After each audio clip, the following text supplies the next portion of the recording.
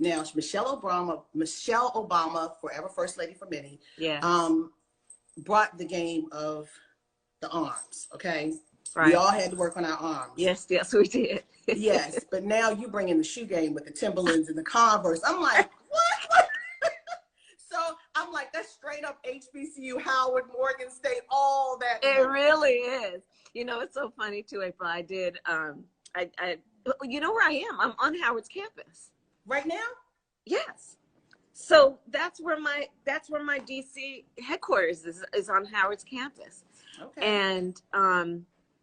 And I was explaining to folks, I said, you know, on Fridays we would go on the yard, which is, for people who don't know, you know, it's the middle of campus. It's almost like a big city block covered in grass with pathways. And on Fridays, you know, we didn't know such a thing as dress down Friday. Friday for us was dress up. And everybody brought their game and you know, to kind of promenade on the yard. And you're right, it is an HBCU. Yeah, you cannot go to an HBCU and look drab, because you will be booed off the campus. You cannot. At Howard HU and at Morgan State. So first of all, thank you so much for joining. And I'm just in the midst of this moment. It's important to hear your voice. And before we get started, I want my two children to say hello to you. Come here, Gracie and Ryan. The youngest one is 12. She turns 13 on guess what day? November 3rd. Oh, say really? hi, Gracie. That's our elections, baby. Hi, sweetheart. And how you doing? And this is the other one, Ryan. Hi, nice to meet you. So, okay, nice now go. Okay, go back to school. Okay. You got your two girls. Yes, and because of COVID, we are home. We are home. I'm not at the White House, and they're at school. And I want to talk about COVID in a minute, but first I want to talk about Ruth Bader Ginsburg. She will lie in state this week. It's a major loss to this nation, but in the midst of all of this, the president is ready to nominate her replacement. What say you about that? And then what is the Democratic Party trying to do to thwart this before the election process? Well, first of all, you know, I walked over to the Supreme Court early in the morning after she passed, with my husband, Doug, to just be there and honor that incredible life. You know, there was an inverse relationship between her physical height and her stature internationally, right? What a phenomenal woman. What a phenomenal life. You know, some people were saying, oh, she received acclaim late in life. No, her entire life, from, you know, her teens on was a life well lived as a path maker, as a barrier breaker, as an inspiration. So, you know, first I just give honor to her life, her legacy, and her memory. And April, to your point, I think that is part of what is tragic about how she is being discussed, because it's 43 days before an election, and you know, there's not even been a funeral. You know, there's not even been a funeral. And it wasn't even 3 hours after her death before they started talking. And so I say let's start by dignifying and commemorating the life. Went to the Supreme Court to pay homage to this great woman, this Supreme Court justice, who's not only been there for women, but for people, for rights. She was about rights. So you were there, you paid your homage, and let me let you go, because this is going to go now. Yeah.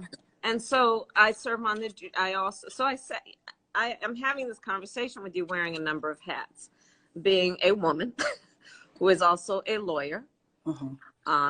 And as a lawyer, and I was elected to 2 offices where I was the first woman and the first Black person.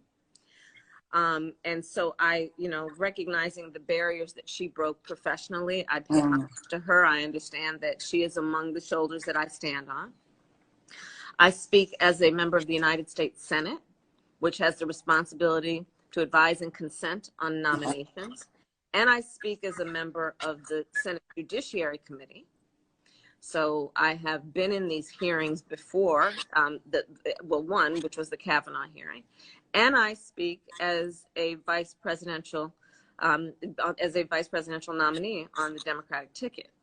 So here's what I say, April.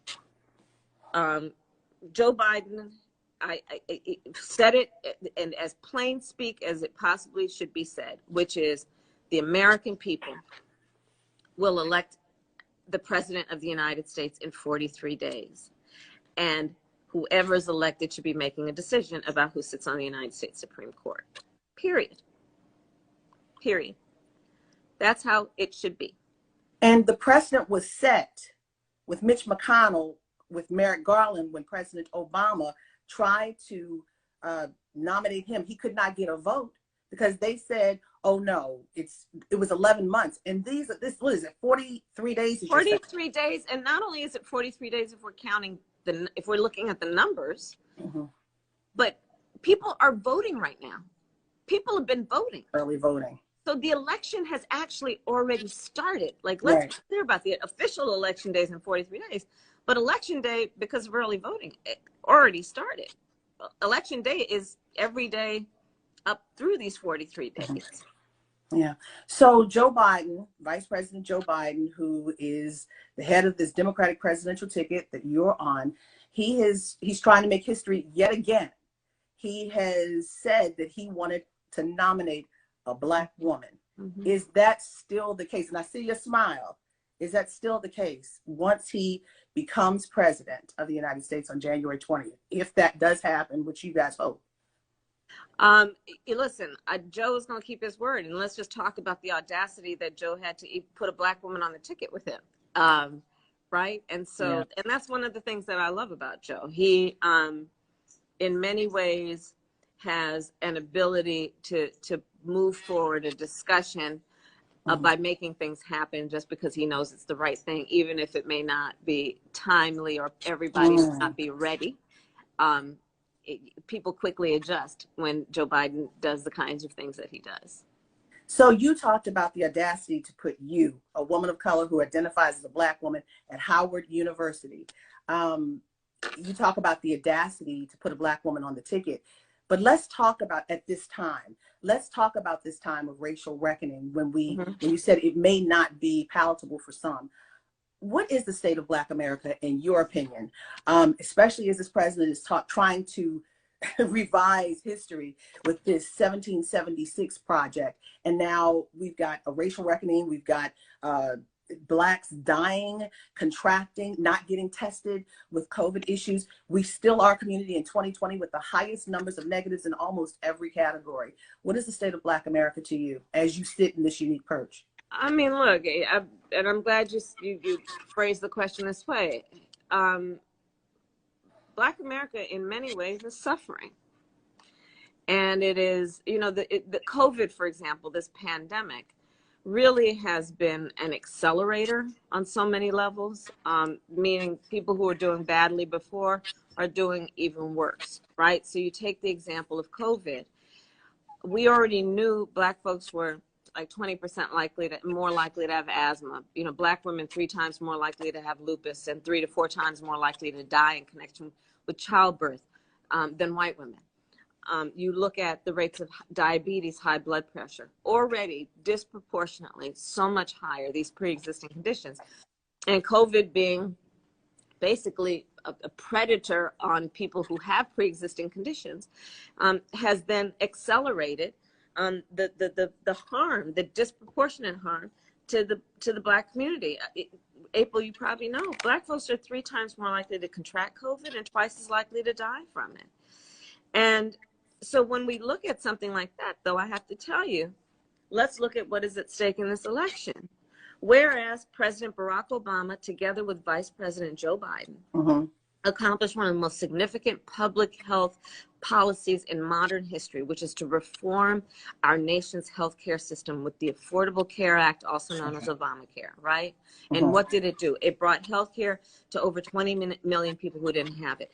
It said pre-existing conditions cannot be a barrier to getting coverage. It said people up till the age of 26 can be on their parents' coverage.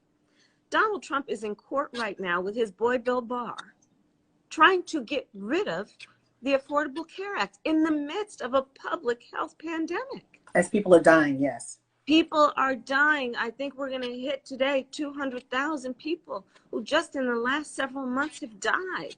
And there's a spike almost in 7, cases.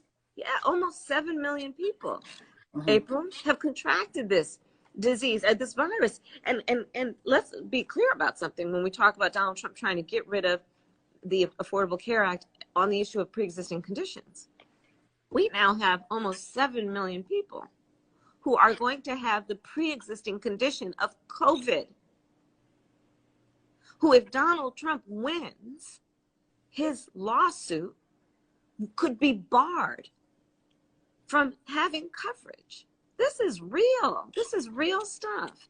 And, you know, so when I look at the election coming up, this is not just about, you know, ideology. It really, there are going to be real significant, very tangible differences in terms of the life and well-being of the American people based on who gets elected in November.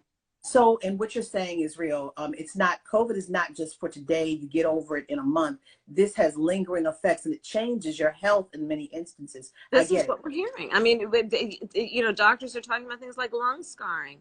And also just talking about the fact that we actually just don't know enough yet to know what the long-term effects of having contracted and living, what it will mean. So as COVID is a destroyer, you and Joe Biden are talking about making masks mandatory, but at issue, you cannot make it a law. But what you can do is pull monies from locales if they are not mandating that people are wearing masks in their government offices. Is that the case? Because there is this political thing. If you're wearing a mask, you're a Democrat. If you're not wearing a mask, you're a Republican. And it's about health. It's not about party. It's about people and health. So, first of all, let's just be clear that Donald Trump, now we know thanks to Bob Woodward, Donald Trump was briefed in January and said, and we've heard his voice, we didn't even have to rely on Bob Woodward to tell us what he said. Mm-hmm. He knew this thing travels through the air and is deadly. And yet, he tried to suggest to the American people that it was a hoax, and to suggest to the American people, if you're with us, you don't wear a mask. If you're with them, you wear a mask. How ridiculous and harmful for the President of the United States, whose first responsibility should be the safety and well-being of the American people, to push this nonsense, to suggest that wearing a mask is a political statement, when it in fact is a life-saving measure. So what we're saying is simply this. It is about saving lives. It is also about, you know, what I think we all believe should be a standard for us all, which is love thy neighbor. If you love your neighbor, wear the mask, right? And so it's about our civic, it's our social contract. It's our duty to each other. And here's the thing: nobody likes wearing a mask. But it's your right to anybody life who too. Likes wearing a mask. Nobody likes wearing a mask. But isn't it a sacrifice? But isn't it your right to life though? I have a right to be able to live and not worry about someone's aerosol being a weapon used against me or what have you. Just walking out and someone, you know, speaking, and I could die from that. That's right. And that's the point. It's about our collective responsibility. This is why we have the laws that we have, including, you know, seatbelt wearing, including, you know, there are things that we do to save ourselves, to protect our children, to protect our neighbor, because this is part of living in what we call a civil society. That's And the unfortunate thing is that we in the midst of a pandemic have a Donald Trump as president, who instead of speaking to our better angels, instead of, as we did, be it World War II or the Great Depression, and said we have to make sacrifices for the sake of the whole, we have someone who at his core is selfish and encourages selfish behaviors. True. And now your people are saying, I'm thankful for this. Your people are saying that I have 5 minutes, and I'm so grateful that I got you. But I want to throw some things at you. Okay. The presidential debate is coming very soon. Are you in debate prep with Joe Biden right now? And what are you seeing if you are? We are in separate debate preps because he's going to debate Donald Trump and I'm going to debate Mike Pence. Have you given him any tips? Because you got a street game, and Donald Trump is street. He's gutter. He plays gutter politics. Have you given him some tips? Because we've been in let me just say something about Joe Biden, and I've known him a long time, and so has America. Joe Biden is a fighter. Okay. Joe Biden is a fighter, and the thing I love about Joe Biden is that when he's fighting, it's not for the purpose of beating people down. It's for the purpose of lifting people up. Joe Biden knows how to fight for the people. And that's what he's going to do in that debate. All right. Let me ask you this. Are you concerned that the numbers are narrowing right now when it comes to this campaign versus the Trump campaign, even in the midst of the worst racial reckoning, COVID, the economy's trying to stave off a depression? Are you concerned that the numbers are narrowing versus being double-digit gaps like they were? Well, no, but because it's part of the nature of the process. The numbers always narrow the closer you get to an election. Okay. But here's the thing: as Americans are watching now, more closely, because we are getting to the close to decision day, and again, for many states, they're deciding right now. Right. I think that the choices are very clear in terms of the options. The American people have the option of going with a president who's trying to get rid of health care for tens of millions of people, or going with electing a president who's going to expand the Affordable Care Act. The American people have the choice of going with a president who has spent full time trying to spew hate and division among us and turn Americans against each other, or a Joe Biden who has as his key mission to unify the country and bring us back together around our commonalities and our dreams and our collective goals and hopes for ourselves and our families and our future. And I could go on down the list. You have on the one hand a president the current president who denies science. Meanwhile, the Western United States is burning. Gulf Coast states are seeing storms like never before and being battered by those storms. And you have, a Joe Biden who says, let's embrace science, let's create public policy based on fact, and let's also understand that this is also going to be a great job creator, right, when we address the climate crisis. So the options are clear, and I have faith in the American people to see through the smoke and mirrors and the untruths to make the decisions that are in the best interest of themselves and their families. So last question. Sally Yates is calling for an expansion of the numbers of justices on the Supreme Court. And if Joe Biden gets a chance to make the nomination for the Supreme Court, who do you recommend for that spot to fill the spot left vacant by Ruth Bader Ginsburg? April, I am focused on the next 43 days.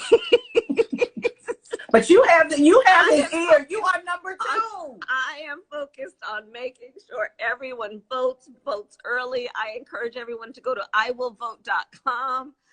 Please vote early.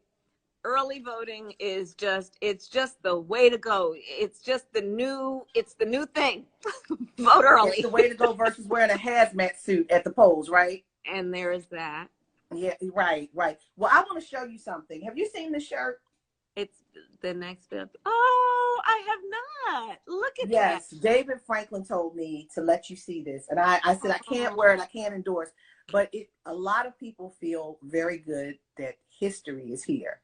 And I'm going to say this. For 23 years, I've been at the White House. And I've seen history. I've seen the first Black president of the United States of America. And I called him Mr. President. But if you come there in January, and I get to please answer my question if I raise my hand. I get to say, Madam Vice President. Do you know that sends chills through me? And you look like me. Does that give you chills?